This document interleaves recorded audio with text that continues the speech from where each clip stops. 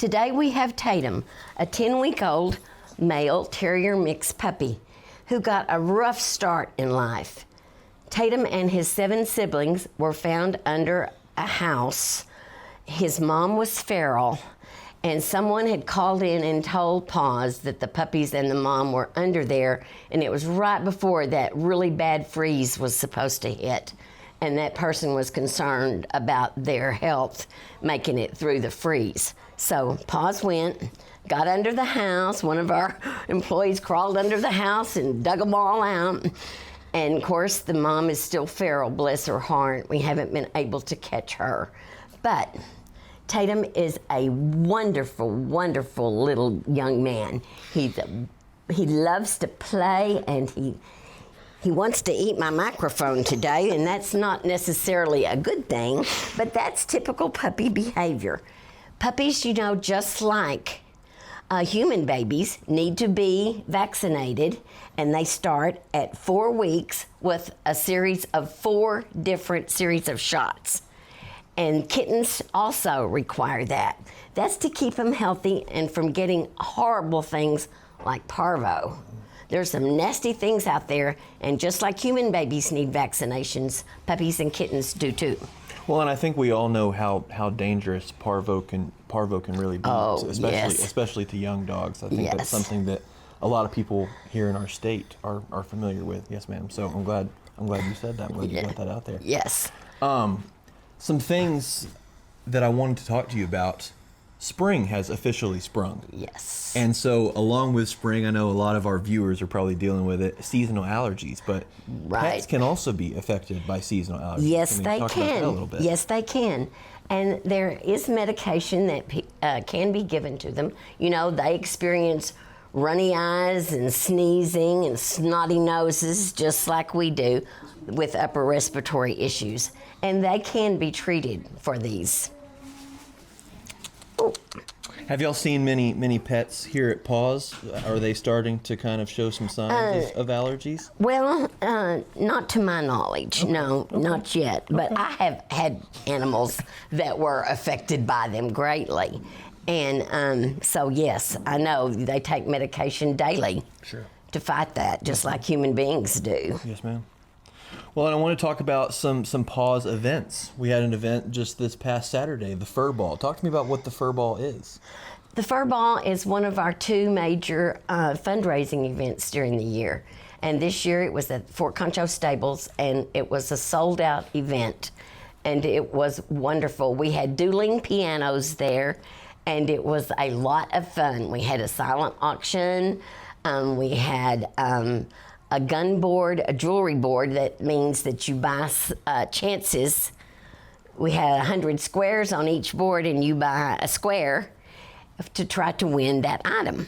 And then we had a wine pool, which means we had 25 bottles of wine that were covered up. You couldn't see what kind it was. And you just walked up there and said, "I'll take number 18," and that was the wine you got. So it was a lot of fun, and we had a wonderful turnout, and I want to thank everyone in San Angelo that supported us. Well, and talk to me about how important fundraising is for Concho Valley PAWS. Oh, without the funds to operate, we couldn't do what we do. I mean, to care for these animals and to provide them shelter, food, medical care, it takes a lot of money. And without the generosity of our sponsors and patrons and contributors, we would not be able to function. PAWS does get grants. We apply for grants, but that's not a guarantee either. You know, sometimes we are awarded those grants, sometimes we're not. And it just, being on the board takes our financial responsibilities very seriously. And we try to operate as leanly as we can and still provide the care that all the animals need. Yes, ma'am. Yes, ma'am.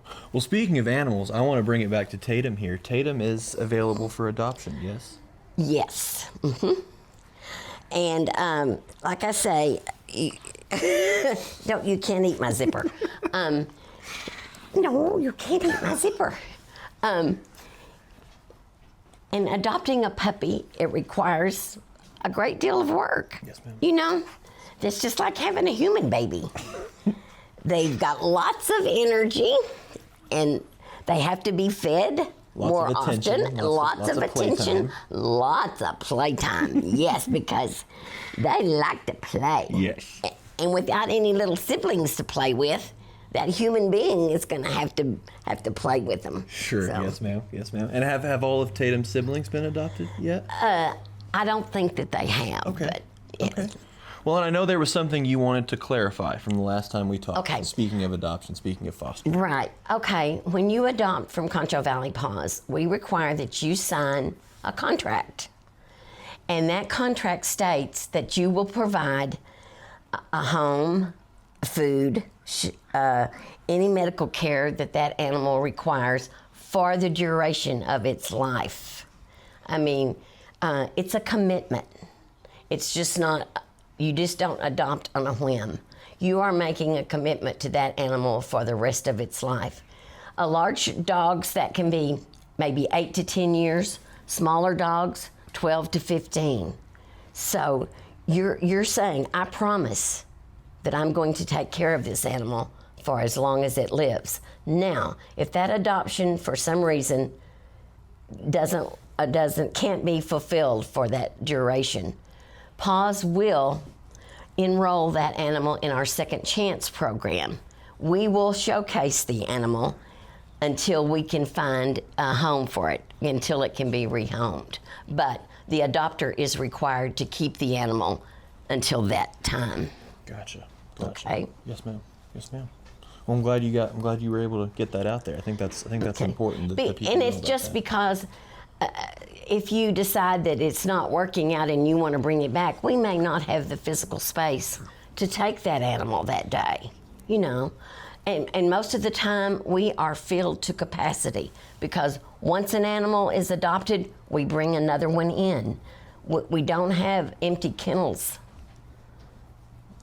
on a regular basis, so Yes, yeah. ma'am. Yes, ma'am. Well said. Well, Miss Wilson, that's I don't really have a whole lot of other questions. Is there anything coming up? Anything else that you want to talk about that you want to make sure? No, gets out there? I just want humans out there to understand that these animals aren't strays or aren't out there because of something they've done. Human beings have failed them at some stage in their lives. Maybe not their life, but their parents' life, their grandparents' life. Human beings failed to take care of them and abandon them, and that's why they're in the situation they are. It's not an animal problem. It's a people problem. And human beings need to step up and correct that. Yes, ma'am. Yes, ma'am. Well, thank you very much for sitting down and chatting with us. And thank you, Tatum, for being here. And thank you for being a good boy. That was so good. And I guess we'll go ahead and cut it there. Thank you, everybody, for watching. Check us out next time.